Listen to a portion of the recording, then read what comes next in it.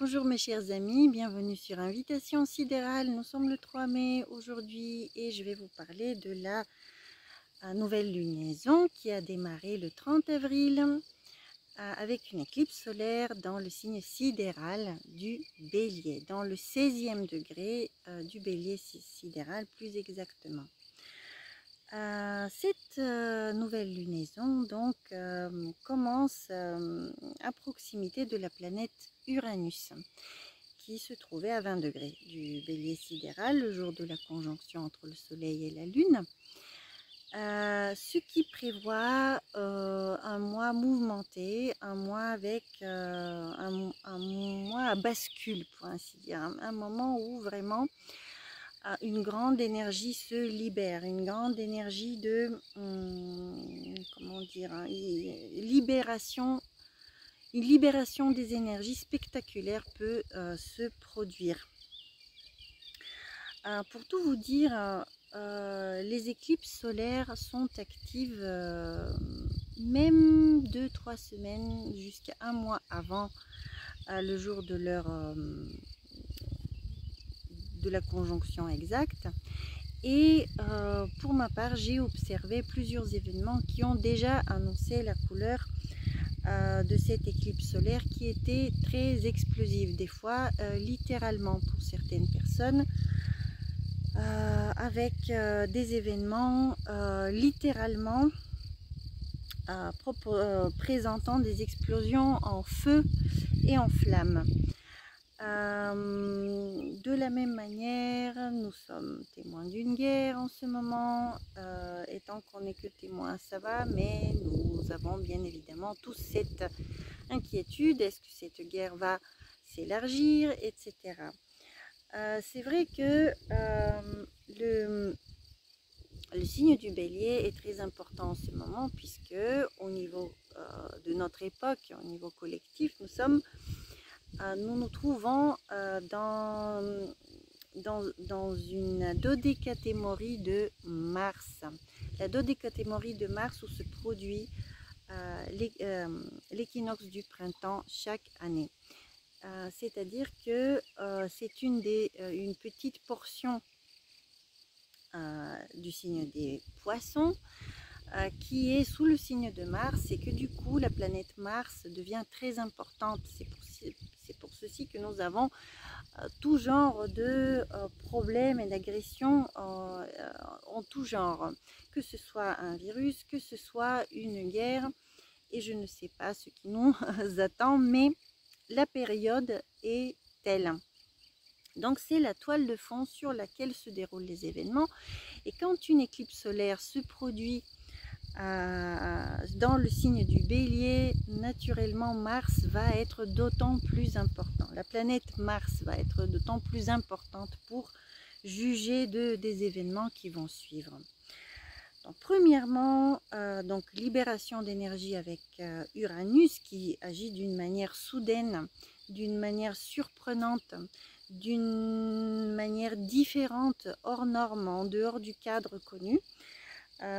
Au positif, ça peut être une énergie innovante, quelque chose en lien avec les technologies, toujours pour le pire ou pour le meilleur. C'est la gestion des problématiques qui va nous donner le positif ou le négatif d'une situation. Pour en tirer quand même plus d'informations par les étoiles, nous observons les aspects qui sont formés envers cette éclipse. Et en premier lieu, bien évidemment, la planète Mars, puisque c'est le maître du signe du Bélier. Donc ces énergies explosives sont dépendantes de leur maître Mars. Et Mars, il se trouve actuellement dans le signe sidéral du Verseau. Et de sa position, il projette un sextile envers la conjonction en Bélier, entre le Soleil, la Lune et Uranus. Donc ce sextile, il est exact aujourd'hui, le 3 mai. C'est un aspect qui est quand même favorable. Donc en fait, l'agressivité n'est pas n'est pas à son maximum. Il faut dire que Mars dans le signe du Verseau n'est pas tout à fait chez lui. Il est dans le signe de Saturne, mais pas de la manière bénéfique comme dans le signe du Capricorne. C'est plutôt, comment dire, c'est un signe qui crée un peu de frustration à Mars, parce que Mars, il aime bien agir rapidement et avancer dans ses projets rapidement, etc. Alors que le Verseau, c'est un signe gouverné par Saturne et donc assez lent. Il y a quelque chose qui est très discipliné, scientifique et lent dans l'énergie du Verseau. Donc Mars, il ne s'adapte pas très bien à cette énergie-là, à ce domaine-là, à cette, comment dire, il ne se sent pas bien dans ce royaume-là et peut présenter des signes d'impatience. Donc on pourrait être un petit peu dans des situations d'impatience, d'avoir l'impression que les choses n'avancent pas de la manière aussi rapide qu'on le souhaite. Et en fait, ça enlève de la virulence de Mars, tout simplement, ce qui n'est pas plus mal, vous voyez, parce que quand il est le maître d'une éclipse solaire qui est en soi un événement dangereux quand même, avec des risques, mais il n'est pas très, vous voyez, de cette façon, il n'est pas très destructeur, il n'est pas très virulent. Un Mars en Verseau va être plutôt fort dans le domaine technologique, dans le domaine scientifique, et en appliquant très progressivement et de manière disciplinée un programme. Aussi, Mars a besoin d'un ordre, il doit suivre les ordres de son général. Et ici, dans le Verseau, le général, comment dire, c'est un signe collectif, le Verseau. Donc, les gens peuvent aussi ne pas être d'accord complètement, ou bien, tout simplement, Mars n'aime pas dépendre de cette énergie collective qui est trop compliquée pour lui. Il se sent un peu perdu avec cette énergie du Verseau. Ce qui pourrait également se présenter avec Mars en Verseau, c'est qu'il peut du coup manquer d'énergie, ne pas savoir vers où aller, etc. Et du coup remettre les choses à plus tard, ce qu'on appelle par le mot courant procrastiner ou remettre à plus tard les choses, tout simplement parce que l'énergie manque, tout est trop lent, les choses se ralentissent. Bon, on voit que cette chose n'est pas aussi mauvaise en soi, puisque elle calme en fait l'éclipse solaire. Vous voyez qui est très explosive avec Uranus en bélier. Le bélier, c'est une énergie vraiment qui pulse, qui est spontanée. Vous voyez, c'est impulsif le bélier. Donc, bon, quand le maître de ce signe est dans un endroit un peu plus tranquille, qui le calme, c'est pas plus mal. Donc, d'où l'impression que quelque chose va exploser, mais n'explose pas. Quelque chose nous menace, mais ça n'arrive pas.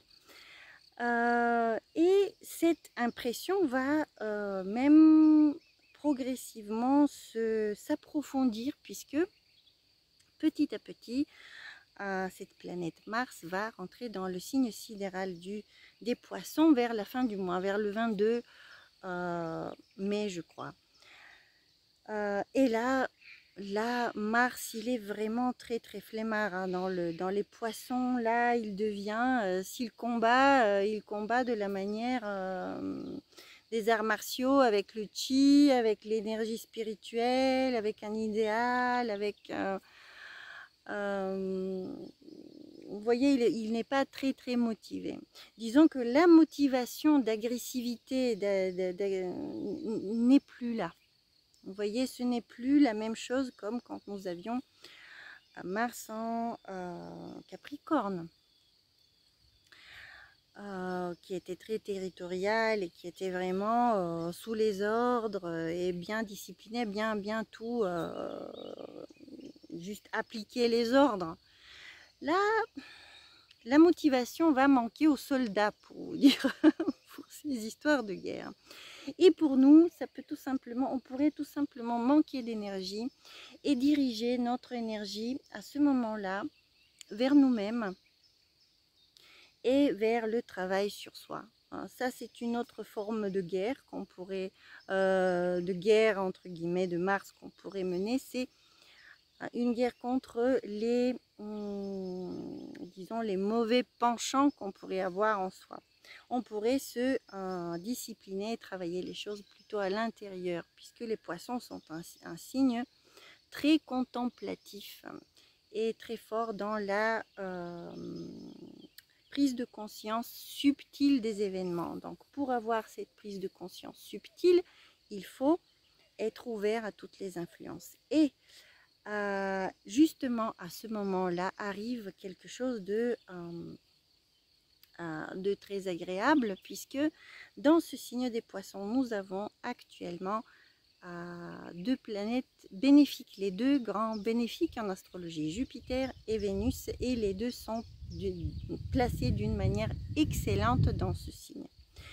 Donc, je vais revenir à ceci un peu plus tard. J'aimerais juste tout d'abord vous faire un petit déroulé du mois et on va revenir à ces planètes bénéfiques puisqu'elles vont nourrir vraiment le mois entier et même l'année entière de leur grande bénédiction. Pourquoi? Parce que je vous ai dit aujourd'hui, le 3 mai, c'est un jour spécial. C'est une journée sacrée selon l'astrologie indienne qui s'appelle Akshaya Tritiya, qui représente le 3e jour de la lunaison qui démarre en bélier. Et pourquoi? Mais parce que tout simplement le premier croissant lunaire apparaît en taureau et c'est une position très bénéfique pour la lune qui est vraiment très bien placée en taureau. Alors je ne saurais pas vous expliquer la technique exacte de calcul d'Akshaya Tritiya, mais du point de vue de l'astrologie sidérale européenne ou mésopotamienne, cette journée coïncide en effet avec le premier croissant lunaire de ce mois-ci.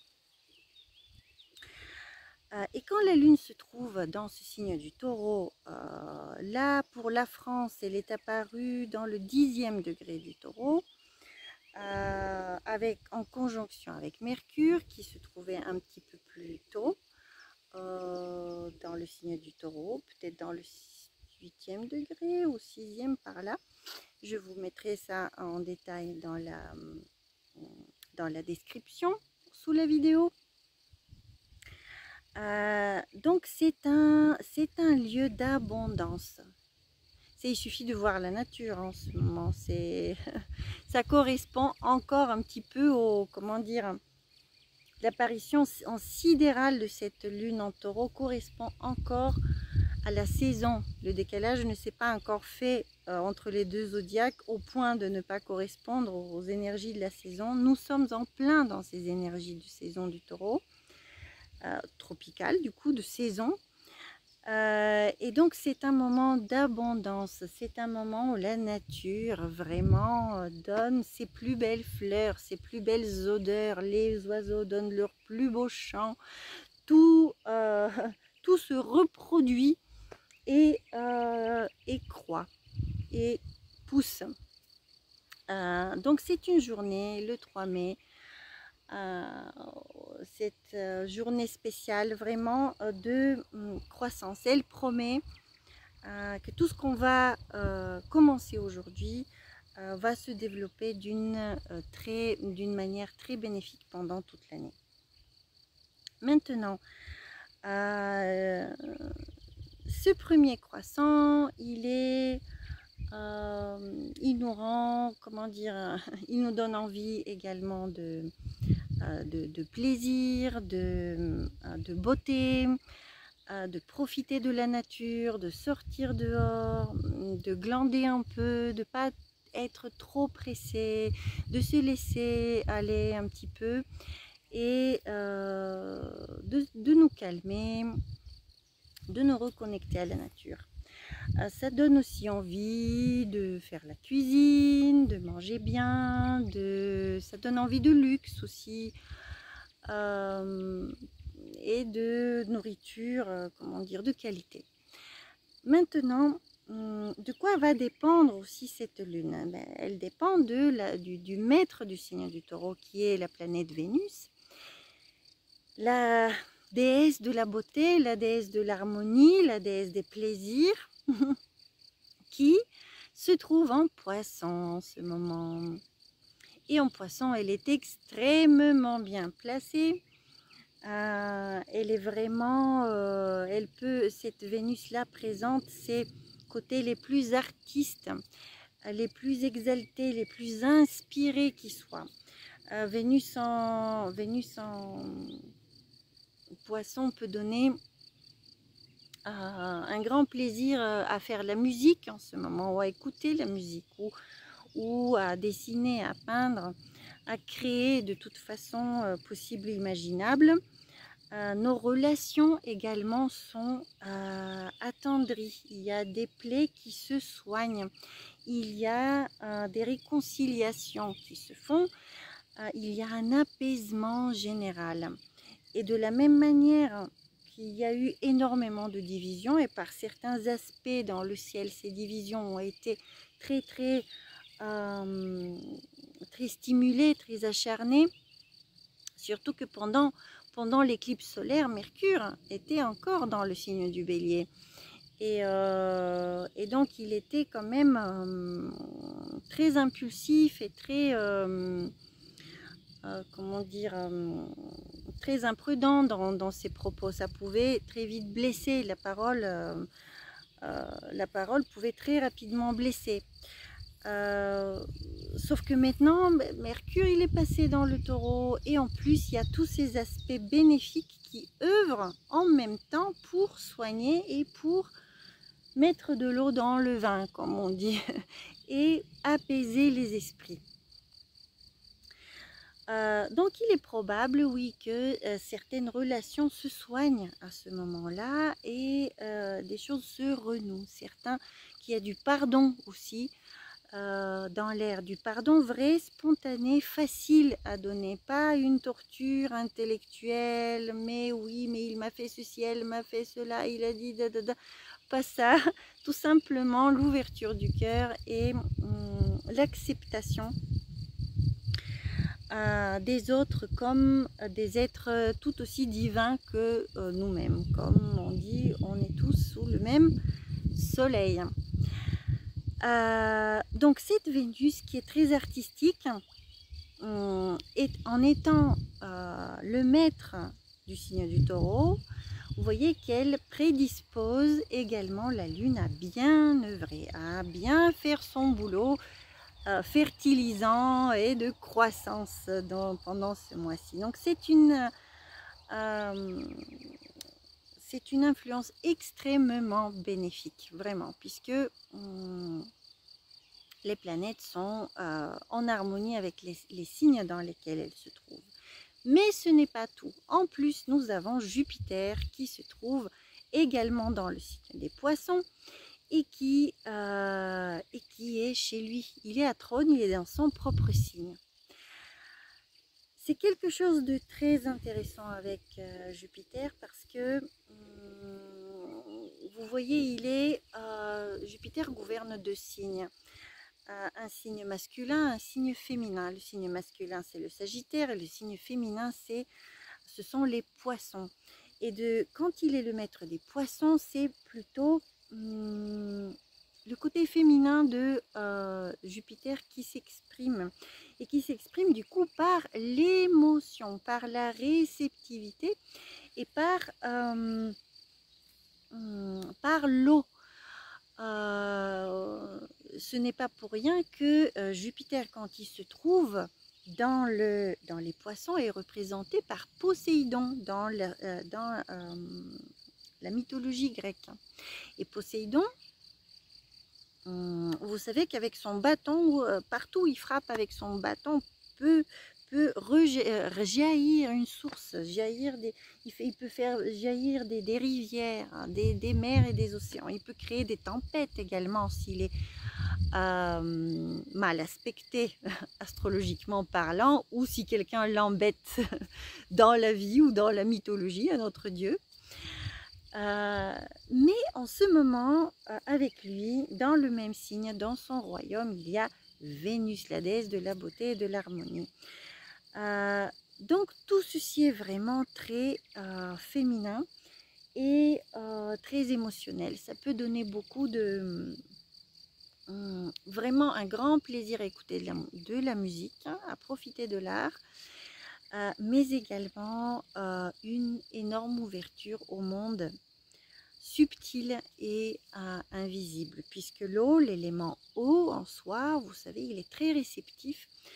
Et même, je vais encore en faire une petite parenthèse des mythologies, mais dans la mythologie de la Mésopotamie ancienne, le dieu qui est en harmonie avec tout ce que je vous raconte et avec les poissons, c'est le dieu Enki. L'Enki, c'est le maître de l'eau douce. De l'eau douce qui est souterraine. Vous voyez à nouveau de l'eau. Et il était considéré vraiment comme un ami des hommes, comme quelqu'un qui sauve toujours l'humanité des problèmes qu'elle peut avoir. Et donc ce lien avec l'eau et avec l'eau de la vie qui s'écoule d'ailleurs des jarres du dieu Enki représentés dans le Verseau, c'est une eau qui porte vraiment de la guérison et de la connexion spirituelle. Le 20e degré du Verseau, là où se déverse la jarre d'Enki, en fait, le dieu Enki, c'est comme une source d'eau magique, véritablement magique. Ça peut donner des chamans dans la vie, ça peut donner des guérisseurs dans la vie, ça peut donner des personnes qui sont, comment dire, qui peuvent prêcher, qui peuvent donner vraiment de la sagesse, vous voyez. Donc en réalité, l'archétype de ce Jupiter, il ne se limite pas uniquement aux poissons. Il y a une partie de lui également dans le Verseau, et là où se trouve précisément maintenant ce Mars, la planète Mars, qui est exactement dans le 20e degré, puisqu'elle fait un sextile exact également à Uranus à 20 degrés du Bélier. J'espère que je ne vous ai pas trop égaré dans des détails techniques. J'essaye quand même de donner aussi pour les personnes qui pratiquent l'astrologie et pour lesquelles ça pourrait être intéressant. Mais bon, revenons au principal, à la signification de tout cela. Tout ceci pour vous dire qu'en fait, l'archétype de ce dieu qui est protecteur, qui a un lien aussi avec la fertilité à nouveau, puisque c'est de l'eau, et c'est comment dire, c'est dans la mythologie, ces dieux-là avaient un lien avec la terre aussi au préalable. Vous voyez, dans le temps, ça a changé, l'archétype les dieux ont changé de nom, de fonction, etc. Mais ils représentent quand même toujours un petit peu la même histoire. Et donc, il s'agit énormément de fertilité avec Poséidon également. Avant de devenir un dieu d'orage et de tempête marine. Mais ça arrive quand il est en lien avec d'autres planètes. Et ces autres planètes, alors maintenant, on arrive à la suite de ce mois de mai, parce qu'un peu plus tard, c'est Mars qui viendra faire conjonction avec ce Jupiter-là, et Mars, lui, à mon avis, va créer quelques problèmes justement avec l'eau. Et probablement en mer, il y aura peut-être quelque chose dans les océans. Ça arrivera vers la fin du mois. Avant d'arriver à la fin du mois, nous aurons un petit chemin d'abord à parcourir, à vivre. C'est-à-dire que cette lunaison va se développer dans à peu près la même énergie qu'on reconnaît aujourd'hui, dans laquelle on baigne aujourd'hui, jusqu'à la pleine lune. La pleine lune, elle a lieu le 16 mai et ce sera, si vous voulez, un moment de grande tension. Donc, on revient un petit peu à la problématique de l'éclipse solaire et des énergies du bélier qui sont malgré tout explosives, qui sont malgré tout de guerre, de division et qui sont très désagréables. Et quand arrivera la pleine lune, qui sera en réalité une éclipse lunaire cette fois-ci, et ce sera une éclipse lunaire totale, et qui va nous affecter de manière beaucoup plus émotionnelle que ne le fait une éclipse solaire, puisque la lune représente nos émotions. Disons que là, nous allons vivre probablement le paroxysme de cette guerre. Et d'ici là, moi je reste assez confiante par rapport au monde. Je ne pense pas qu'il y aura une catastrophe nucléaire par exemple majeure. Vous voyez, il y a des indices dans le ciel qui mènent vers l'opposition, qui mènent vers un grand conflit, etc. Mais à la fois, il y a tellement d'aides par ailleurs, il y a des planètes qui sont à la fois tellement bénéfiques en même temps, que franchement, je suis plutôt optimiste. Je suis plutôt optimiste. Je ne pense pas qu'il y aurait quelque chose de vraiment dévastateur.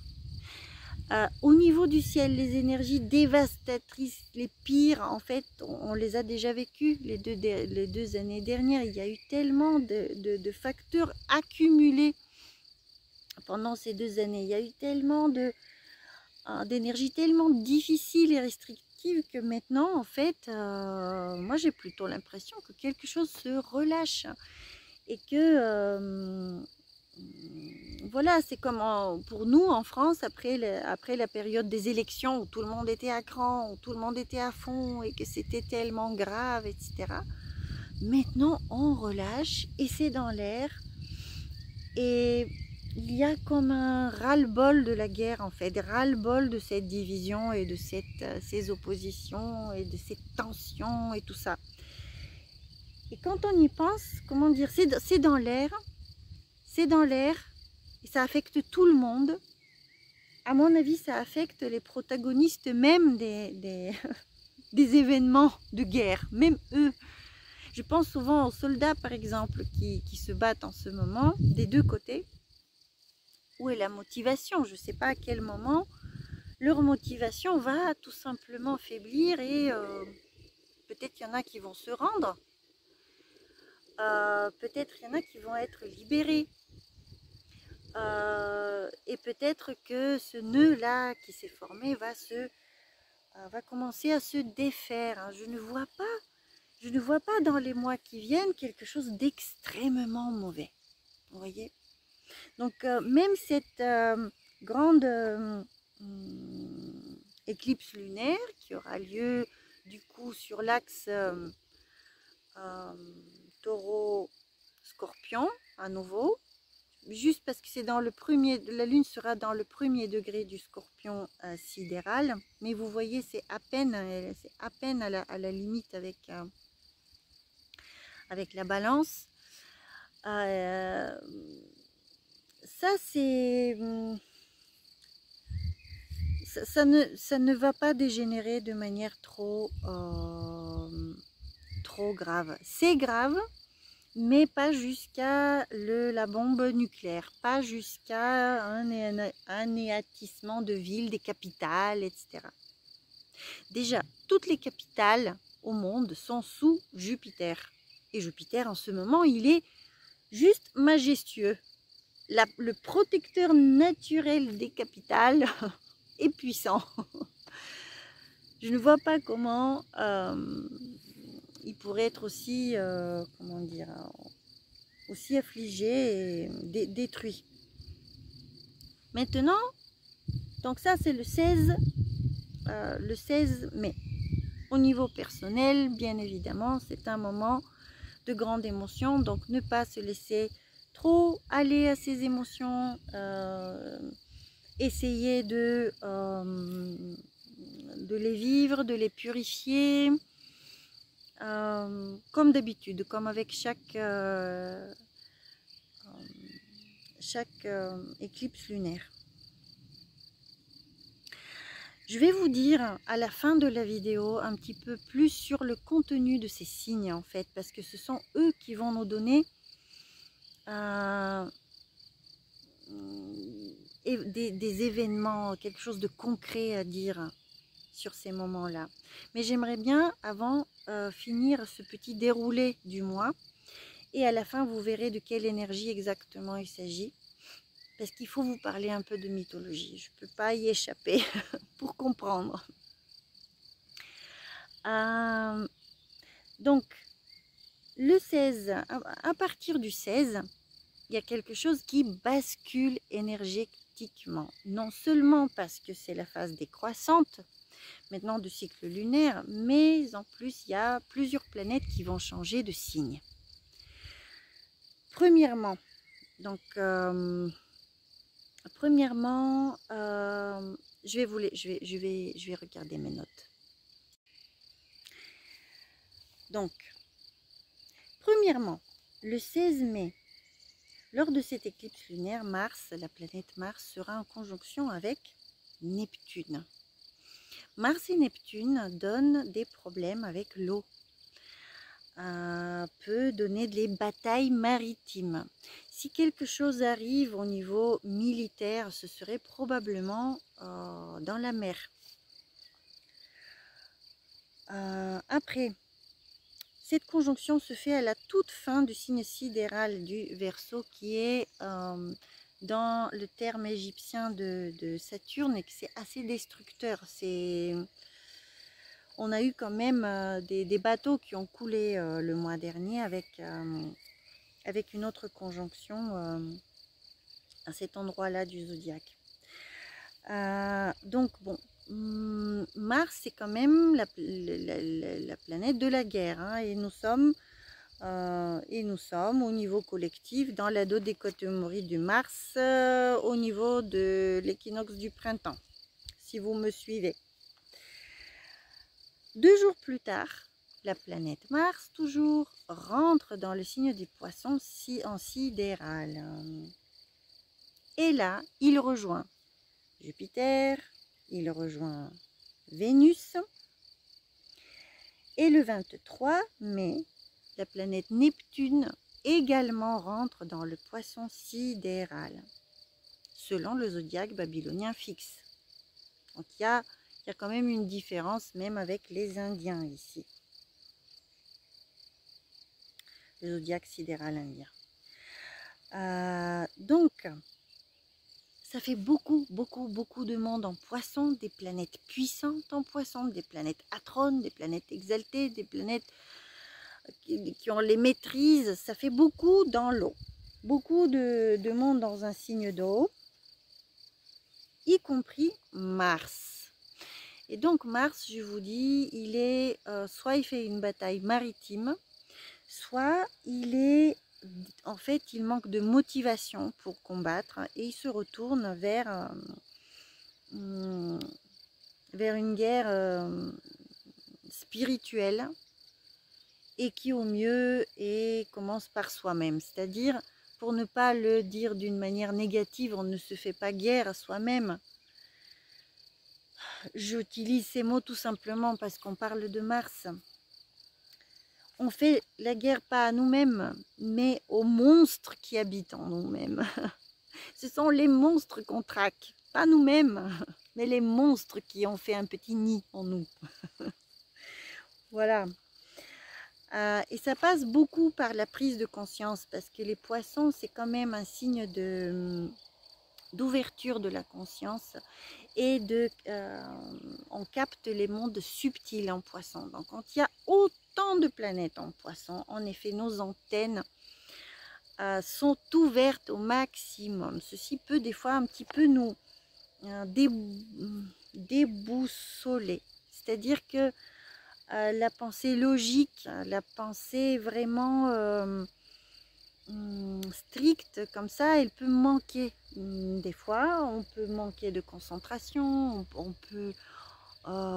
peut sentir des choses bizarres. Les personnes qui sont assez sensibles aux ondes, à l'électricité ambiante, comment dire, aux énergies subtiles, mais vont capter plein de choses. Les rêves, pareil, des choses prémonitoires. On pourrait vraiment énormément profiter. Par exemple, je vous ai parlé de musique tout à l'heure. Mais qui dit musique dit également silence. Et quand on est dans le silence de la méditation, dans le silence de la prière, on ouvre ses sens pour une autre réalité. Et on peut être enseigné, puisqu'il y a Jupiter dedans, c'est quand même un gourou, un prof, Jupiter, donc il peut nous enseigner directement. Donc toutes les personnes qui ont des points importants de leur horoscope en poisson, comme le soleil, l'ascendant, la lune, ou alors des amas planétaires dans ce signe, seront vraiment fortement influencés par ces énergies très spirituelles. Maintenant, bien évidemment, il y a des pièges, comme toujours. Les pièges des poissons, c'est quoi? La confusion, l'illusion, la fuite. Et cette fuite peut se faire par tout genre d'abrutissement de la conscience, que ce soit par l'alcool, par des drogues, par trop de télé, par trop de portables, même par la sexualité, des fois ça peut le faire, par une dépendance sexuelle, ou alors par le fait d'aller dans beaucoup trop de relations sexuelles, parce que les poissons sont un signe qui est très sexuel en fait. Contrairement à cette vision qu'on a éthérée comme ça, de pur esprit et tout, ce n'est pas tout à fait vrai. L'expression dans la matière vraiment des poissons peut être extrêmement sexuelle, et peut du coup virer dans des pratiques comme le tantrisme, l'énergie sexuelle sacrée, des choses comme ça. On pourrait apprendre également par ce biais-là, mais on pourrait toujours s'y perdre, comme d'habitude. Comme d'habitude, il y a, il y a les côtés positifs, et il y a les dangers aussi qui guettent. Donc, à nous de veiller à ce qu'on œuvre sur les vertus, en fait, sur le côté vertueux des énergies, et ne pas aller dans une débauche aveugle avec tout et n'importe quoi, tout et n'importe qui, et ça a des conséquences. Ceci a des conséquences. Donc la confusion sexuelle, elle est très présente dans le signe des poissons. Une confusion. Donc il faut plutôt, voilà, tendre à purifier les énergies et à accéder à des comment dire, à un esprit clair, à une vision claire des choses, et à développer ce qu'on appelle les vertus. Donc Ça, c'est après, du coup, après la pleine lune. Cette influence augmente énormément. Et Mars, lui aussi, comme il rentre dans ce signe des poissons, lui, c'est la planète également de la sexualité, de l'énergie sexuelle en fait, de l'énergie physique déjà tout court. Donc il peut se perdre, il peut vraiment, il y a des personnes qui pourraient faire des dégâts dans leur relation par trop de partenaires par exemple. Ça c'est parmi les dangers hein, qui guettent, sinon spirituellement très positif. Maintenant, le 22 mai, il y a la planète Saturne également qui change de signe et qui rentre dans le Verseau sidéral, dans le premier degré du Verseau sidéral, où il va s'arrêter, il va devenir stationnaire, il va rester un mois maximum et il va revenir en arrière. Vous voyez, c'est une toute petite entrée dans le signe du Verseau. Ce qui est sympa, c'est que le jour même où il rentre dans le signe du Verseau, la lune est là-dessus pile avec lui, donc ça appuie un petit, ça donne une couche supplémentaire à cette entrée dans le Verseau. Et donc nous allons avoir un premier aperçu de ce que ça va être énergétiquement, ce changement de Saturne. C'est-à-dire que les restrictions que nous avons pu subir pendant 2 ans avec le Saturne en Capricorne vont changer de nature. En fait, on va passer sur le mode technologique du contrôle saturnien. Et donc là, ça va être juste un petit aperçu puisqu'il revient en arrière pour revenir en Verseau l'année prochaine, au mois de janvier. Donc à partir de l'année prochaine, en réalité, ces histoires d'identité numérique, de tout ça, ça va vraiment commencer à être introduit dans nos vies massivement et progressivement, puisque cette influence va durer 2 ans et demi, voire 3 ans. Mais pas encore. Vous voyez, il y a comme un petit coucou et puis il revient en arrière. Ceci dit, vous voyez, l'énergie va vraiment basculer après la pleine lune. Et en plus, vers la fin du mois,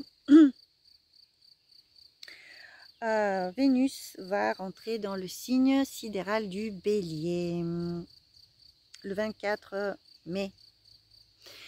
Et quand elle rentre dans le signe du Bélier, elle est magnifique puisque c'est les premiers degrés du signe sidéral des Béliers, ce sont les degrés d'Athéna Pallas, qui est une déesse de la guerre, mais plutôt de la défense, de la guerre stratégique, de la défense, et qui porte une victoire. C'était la déesse que tout le monde invoquait dans l'Antiquité pour gagner une guerre.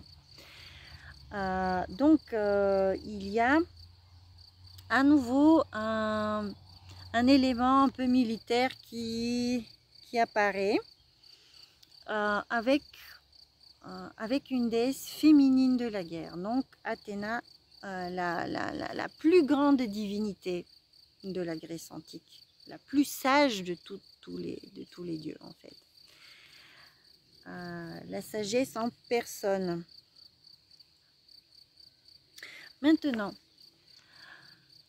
j'aimerais bien, comme je vous l'ai promis, j'aimerais bien vous dire un mot sur le contenu de ces signes. Puisque, vous savez, en astrologie sidérale, il ne s'agit pas uniquement des signes, des constellations qui se trouvent sur l'écliptique. Il y a également les constellations qui se trouvent au-dessus ou en dessous des signes des constellations de l'écliptique, du zodiaque, qui sont pris en compte. Et qui sont très importantes, ces constellations-là, puisqu'elles contiennent souvent des étoiles fixes qui sont très brillantes et qui déterminent en fait beaucoup du contenu des signes.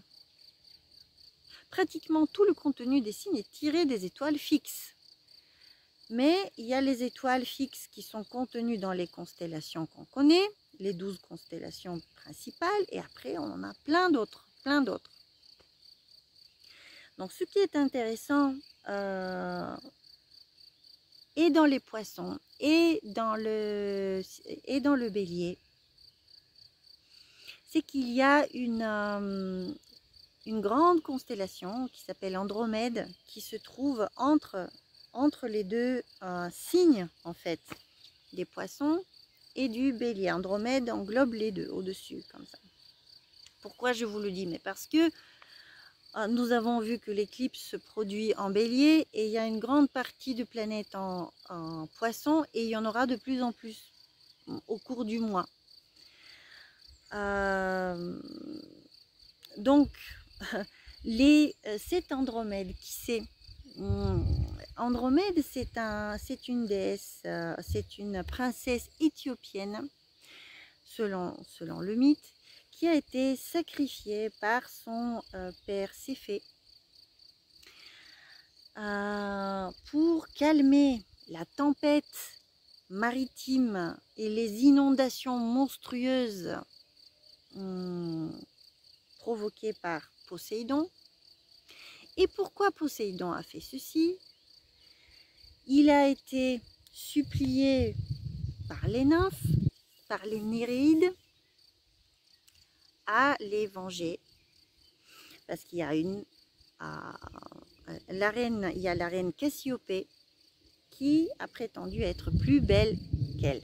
Alors, tout ceci, je vais vous le reprendre à l'envers parce que c'est peut-être un peu... peut-être je m'y suis mal prise à l'envers. Andromède, en fait, c'est la fille de Cassiopée et de Céphée. Donc sa mère, Cassiopée, qui se trouve également dans le ciel, dans la constellation, se trouve également dans le signe du bélier. Cassiopée était une femme très belle, mais bagarreuse. Elle faisait des querelles et d'une beauté surfaite, très maquillée, très apprêtée. De nos jours, ce serait quelqu'un avec du silicone, avec tout refait, les perruques, avec des, vous voyez, la chirurgie partout. Quelqu'un qui est, voilà, très surfait comme ça, mais qui est un peu bagarreur. Et qui, du coup, par cette beauté surfaite et artificielle, va prétendre être plus belle que les Néréides. Or, les Néréides, une parmi elles est la femme de Poséidon. Comment elle s'appelait? Je vais vous dire ça. Elle s'appelle Amphitrite. Amphitrite, c'est une des Néréides, la plus âgée, qui est l'épouse de Poséidon. Donc apparaît une femme de beauté surfaite qui prétend être plus belle que la femme même de Dieu, Poséidon. Donc il déverse, les Néréides se plaignent à Poséidon et il déverse sur la cité un déluge, un véritable déluge, inondation, tout ce que vous voulez. Et le roi Céphée demande à l'oracle comment apaiser la colère de Poséidon et il reçoit comme message qu'il faut en fait sacrifier sa fille Andromède. Donc du coup, Andromède, elle est attachée comme ça à un rocher pour qu'elle soit dévorée par le monstre marin. Le monstre marin, qui est une créature entre une baleine, un requin, un serpent marin, un taureau marin, des créatures comme ça, très terrifiantes marines, qui rappellent en fait l'eau primordiale, le chaos et l'eau salée, en fait, l'eau salée. Donc, pourquoi je vous dis tout ça? Mais tout simplement parce que Andromède, Cassiopée, Céphée et le monstre marin sont tous ensemble projeté dans le signe du Bélier. Et quand il y a des planètes qui se trouvent à certains degrés proches des étoiles de ces constellations, par exemple d'Andromède, on peut parler de quelqu'un qui est prisonnier, quelqu'un qui est pris comme ça, qui est sacrifié, qui est donné en pâture en fait à un monstre marin de manière injuste, qui est trahi par les siens.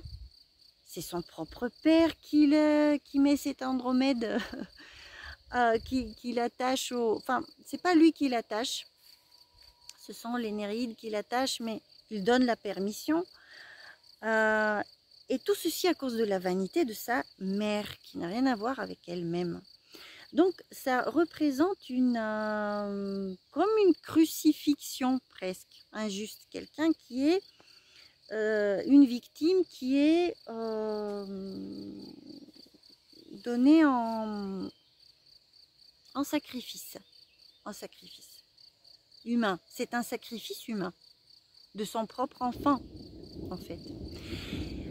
Et donc, en ce moment, cette éclipse-là, elle se projette du coup là où se projette également une des étoiles principales de la baleine ou du monstre marin. Ce monstre marin, qu'est-ce qu'il représente également? C'est un symbole pour les astrologues anciens, antiques, hein, Théocros et Hermès, je crois, a représenté l'avidité. L'avidité est donc quelqu'un qui engloutit tout et qui demande encore et encore et encore. Une avidité sans fond. Et quand je pense à ce qui se passe avec le gaz, la Russie, le pétrole, les États-Unis, tous les intermédiaires qui commencent à prendre chacun chacun prend une petite portion, vous comprenez? Ils prennent une portion de quoi? D'énergie, du gaz qui est sous Uranus. Et l'énergie, toutes les énergies en fait se trouvent également en Bélier. Quelqu'un qui a beaucoup de planètes en Bélier pourrait travailler pour l'EDF par exemple. Vous voyez, c'est l'énergie, électricité et les centrales nucléaires, elles marchent. Et je ne sais pas le gaz à quoi il sert exactement, mais en fait tout ceci est relié. Et donc, vous voyez, une crise d'énergie, une crise énergétique arrive, est annoncée ces derniers jours.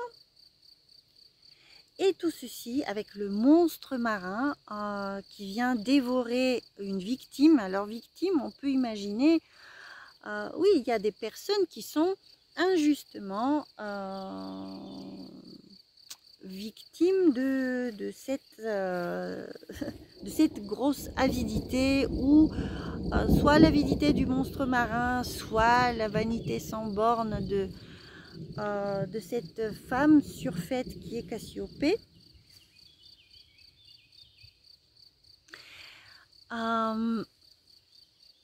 Et je vous laisse imaginer en fait comme un peu comme dans le tarot, ces figures, cette histoire en fait qui se déroule et qui peut parler autant pour l'histoire de gaz, autant pour les histoires de cette immense avidité après pour le gaz, puisqu'il va être vendu, revendu, revendu. Il va arriver au plus cher possible aux gens.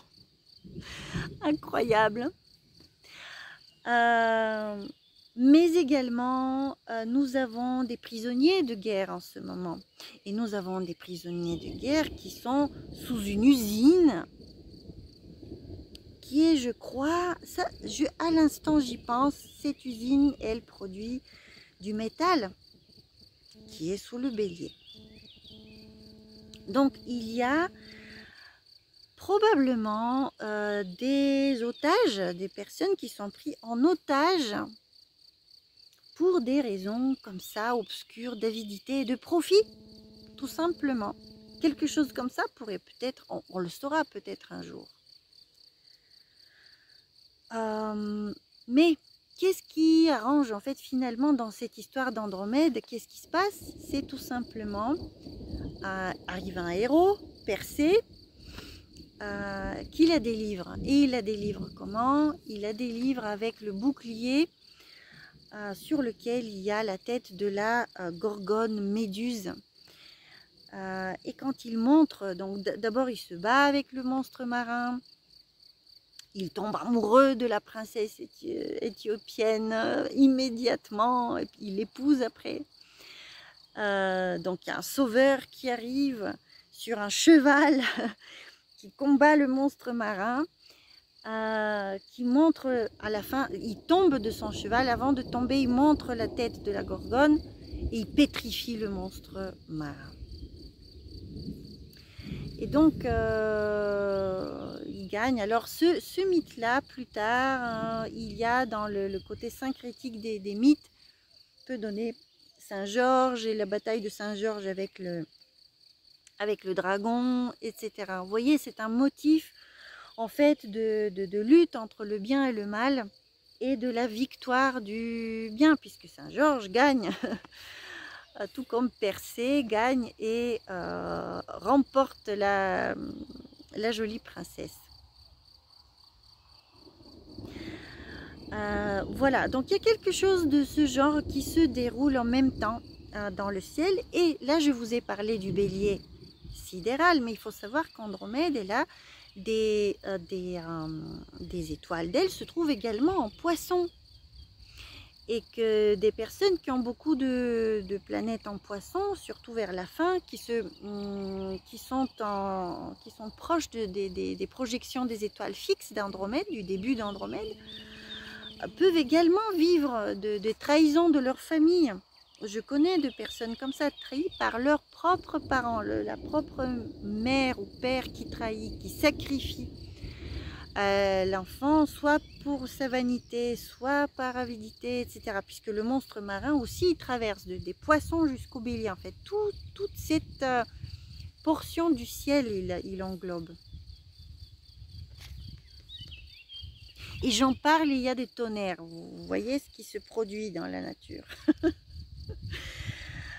Voilà. Il y a aussi une autre chose que je voulais vous dire au niveau de la mythologie. Ça va être une vidéo extrêmement longue, mais tant pis. C'est concernant Mars, qui aussi rentre dans le signe des poissons, et qui en fait aussi, comment dire, dans la mythologie, Mars, vous savez, il correspond à Arès. Et en ce moment, comme c'est une étoile de matin, nous avons Arès, en effet, en tant qu'archétype. Donc Arès, quand quand il visite Poséidon, en fait, l'histoire entre Arès et Poséidon concerne Alyrotios. Alyrotios a été tué par Arès. Pourquoi? Parce qu'il a violé sa fille. Il a violé sa fille, mais ce Alyrotios, c'est le fils de Poséidon. Et donc, pour punir, en fait, il faut punir Arès, puisque est-ce qu'un meurtre vaut un viol? On se retrouve dans un cas de figure de justice, en fait. Qu'est-ce qui est la punition juste pour un tel crime? Et pour résoudre ce problème est créé le premier procès, en fait, où il y a tous les dieux convoqués pour décider en faveur ou en défaveur d'Arès.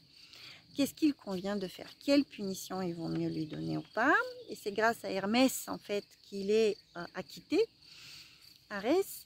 Mais cette convocation de différents juges, en fait, donne la naissance de l'aréopage. L'aréopage, c'est ce lieu où c'est comme un tribunal suprême, en fait, en Grèce, où sont réglés les différents, les plus lourds, les crimes, etc. Donc, vous voyez en ce moment, quand on parle de crimes de guerre, on parle de crimes contre l'humanité également. Non seulement avec la guerre en Ukraine, mais avec également les 2 années de Covid et de vaccins, etc., que nous avons eu. Quand, dans un tel contexte, avec autant de planètes en poisson, avec le dieu même des poissons, Poséidon même dans son propre signe, avec Athéna Pallas qui apparaît déesse de la justice, non seulement de la guerre et de la défense, mais de la justice, cette Athéna qui quelques jours après Mars, Vénus devient Athéna quand elle va rentrer dans le bélier. Elle fait vibrer cet archétype d'Athéna, de la justice en fait.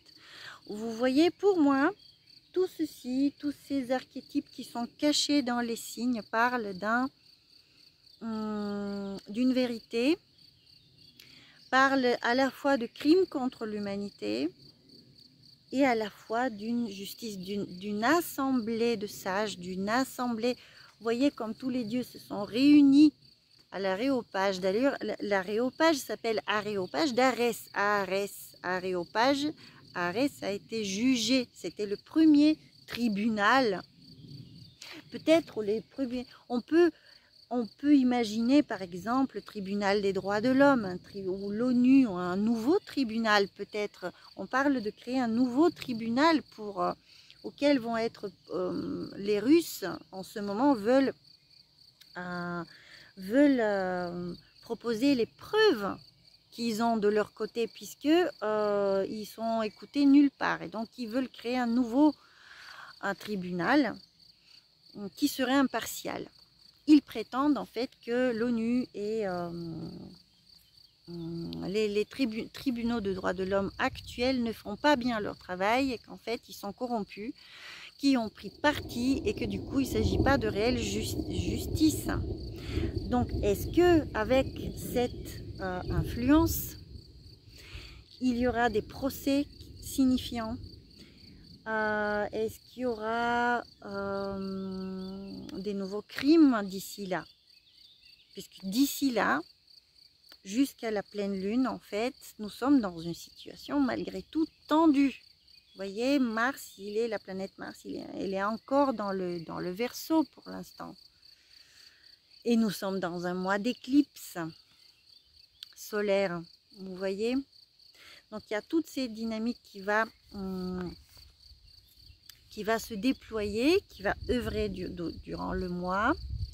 Au niveau personnel, j'espère que vous avez des perches pour imaginer pour vous-même certains scénarios. Est-ce que quelque chose vous parle de tout ça? Est-ce que ça colle à votre propre vécu? Est-ce que vous-même, est-ce que parmi vous, ceux qui sont dans des procès, ceux qui ont été trahis par leurs proches, par vanité, par avidité, est-ce qu'ils cherchent justice? Il y a tous ces sujets-là qui nous viennent maintenant des constellations. Et les constellations, c'est la vraie anatomie du ciel, le vrai contenu des signes en fait astrologiques.